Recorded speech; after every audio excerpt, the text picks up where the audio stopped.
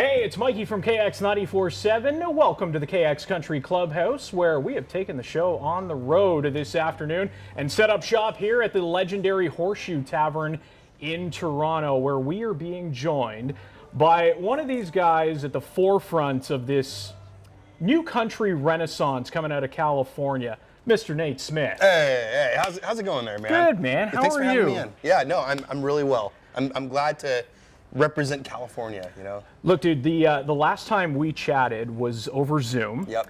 You'll be happy to know that the powers that be asked me to wear pants today. Okay. So I did. What's wrong with shorts? Well, Shorts and cowboy boots? shorts Is that and a move? cowboy boots, it could be a move. I did it the other night. Did I was you? drinking tequila, wearing shorts and cowboy boots. I looked like a doofus, but I loved it. It was a huge hit, you know? Look, man, Zoom is great for what it was, but it's good to see you face to face. You know, You too. when you're on Zoom, you're like you're party up top and then party below deck, right? So it's good to see you here at the Horseshoe Tavern. The last time we did chat, we were on the precipice of your debut album coming out. Now that it is out there in the world, Yeah. what's the response been? Man, people have been singing the songs that I've been holding in. It's really cool to see. Like last night we played here, and like songs like Oil Spot and some of these other ones, you know, like hearing them sing those, I'm like, oh my gosh. Like, because Whiskey, obviously you guys have crushed it for me, Yeah. and helped get the word out on that one. So everybody knows that one for the most part, in that like my music. But to hear them know all these other songs that I've been holding on to is like, it's amazing. So you are noticing more and more people singing the words back to you while Every you're song, on stage. every Really? song, every Okay, single cool. one of them. I can't believe it. Well, Yeah. dude, this is a damn album. buddy. Like these days, it's unheard of when you have this many songs out on a record. You're lucky to get maybe 10, 11 songs on an album. I know. Mostly singles. Mostly yeah. singles. 26 songs on the deluxe edition of this record. How many did you have ready to go for this project, and how, as an artist, how do you narrow that down to the 20 on this record and the 26 Such on a the good deluxe? question. Well, thank you, Sony, for letting me put out so many songs. That's expensive, you know, Yeah. to cut that many sides and all the mixing and the musicians and stuff. But yeah, no, I mean, I've got a really good, I got a good team around me. That we listen through all the demos. So everything that I've written over the last 3 years, we were picking from. So we picked 20 that were like, hey, this is great. And then we decided to move back the album release date to from February to April. So when we did that, I ended up writing a few more songs, and that's how we got the deluxe. That's how we got World on Fire. And I'm so glad, because the cool thing is like songs like Sleeve and Under My Skin, I recorded those songs almost 3 years ago. Yeah. And then like songs like, World on Fire, Love is Blind, When an Angel I Ain't and stuff, those are all, I record them this month. So like it's the most current. So like you could see the growth like in the entire timeline of my music and stuff in one album, and I think that's what's so special to me about it, and I'm grateful for it. So you wrote the bulk of the songs on this record, like over 75% of the songs. Take us into your writing process. Yeah, Do you of have a course. favorite place to write? Do you have to be in a certain mood or a certain mindset to put pen to paper? So I love to have a producer with me. So Lindsay Rhymes is there a lot, who produced Whiskey on You and this World on Fire. So like sometimes we start with a vibe, like there might be a track that's happening and stuff.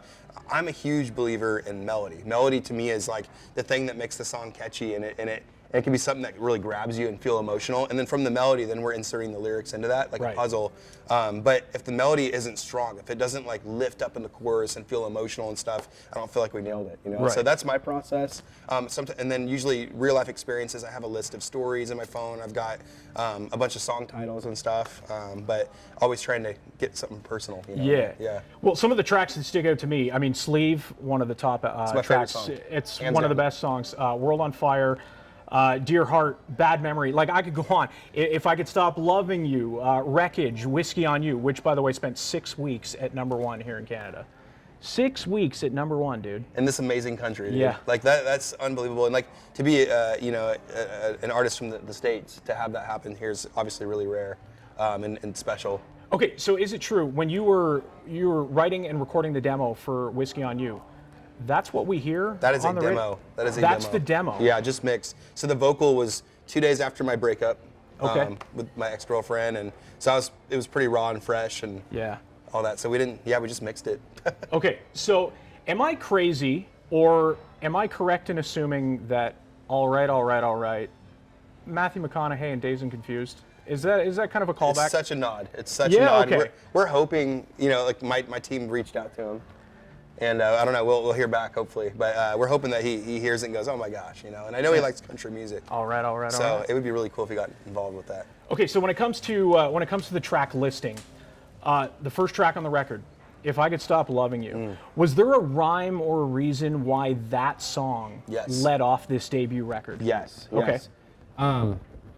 It could have been Sleeve. It definitely could have been. But If I Could Stop Loving You, like I think in a lot of ways like represents me really well. Like I feel like it shows like the epic emotional kind of thing with a really hooky chorus that catches on to you that is real from a real place. I'm like, I think that's the right song to put on there first, So I chose that as the opener. Yeah. Well, Nate, we're here at the Horseshoe Tavern, legendary music venue in the city of Toronto, a bucket list venue for a lot of Canadian artists. A who's who of musicians have played in this venue, and you can see it just looking at the pictures on the wall, right? Yeah. Is there any bucket list venues that you would love to play somewhere down the line in your career? There's quite a few. Rogers would be good. Okay. Rogers would be good. Bud Light's happening soon with Dean Brody coming back. Yeah. In the States, I would love to play. Where I'm from, there's a place called the Toyota Amphitheater. Okay. That's in Northern California. I want to play that. Red Rocks obviously would be like a huge one to do and stuff at Madison Square Garden. I'm keep shooting high, I guess. I don't know. Aim high, reach for the cloud. So you did mention the Dean Brody show, the Brodeo. Yeah. Coming back to The KX Country. The Brodeo. Brodeo Oh is my God. at the Budweiser stage here in KX Country on August 24th. Have you met Dean before? No. You've never met Dean? No, I'm going to. I can't wait. Okay, he is one of the nicest, most laid-back guys in music today. Okay. You're going to have absolutely no fun at the Budweiser stage. Anything you know about him that I could like mess with him somewhere. All right, we'll talk off the air.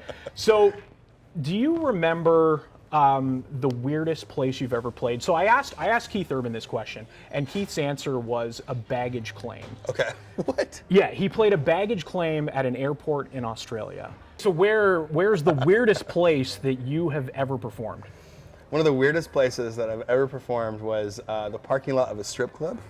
I did that. The green room where I got dressed was where the dancers get ready. So there's high heels I'm tripping over, and there's like foo-foo things. I'm like, it could be a look. No, it's not a look. Okay, and then like I'm putting my boots on in there. But it was a fun show. People showed up, and they paid me well, in ones. That wasn't your first paid gig, was it? That wasn't my first paid gig. I think my first paid gig was in Chico. Yeah. Okay. At the Commons. Yeah. All right. Yeah. So I know we're up against it here. So a couple of rapid fire questions, just to get us out of here. Nate Smith, what is the last thing you do before going on stage? Let's see. Last thing I do, very, very last. We huddle as a band, and we come up with a new thing to say every single night. So maybe we'll pick on somebody. Maybe we'll just say Maters on 3. That's what I call my band. It just depends. But that's the last thing we do, and then I'm standing there waiting to hop up. So first thing you do when you come off stage? Towel, water, bus, fan, immediately.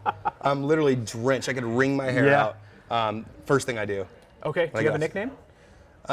My mom called me Boo Boo when I was a baby. I wanted to be called Speedy when I was a kid, but I thought I was fast. I thought I could run fast. I was like, you guys all have to call me Speedy. And literally, and they're like, okay, Speedy. They're I'm like, call me Speedy, man. And they're like, sure, dude, you're really slow. But yeah, so those are my nicknames. Who's the loudest snorer on the bus? Me.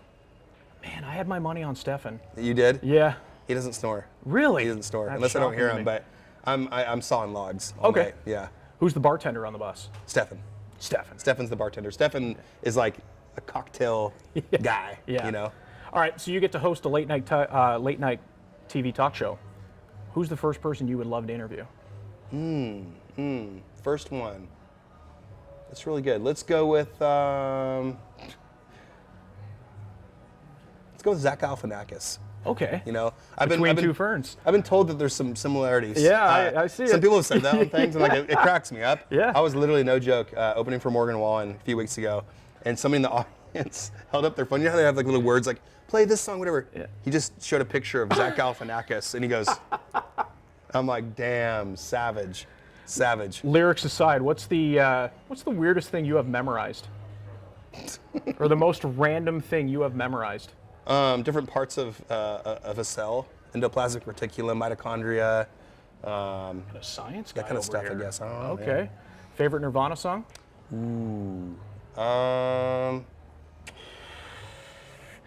Is it Francis Farmer, Revenge? Is it? God, there's so many, dude. I'm trying to think. Drain You, probably. Drain You. Yeah. You could go Polly. You could, I love there's Polly, a Territorial lot. Pissings. Yeah. I mean, it's hard to say, man. Beautiful. All apologies. This is tough. This is tough for me. Well, he is Nate Smith. We are live here at the Horseshoe Tavern in Toronto for a sold-out show tonight. Nate Smith, LFG. If you know, you know. Thanks for spending some time in the clubhouse with Love us. you, man. Cheers. Appreciate it.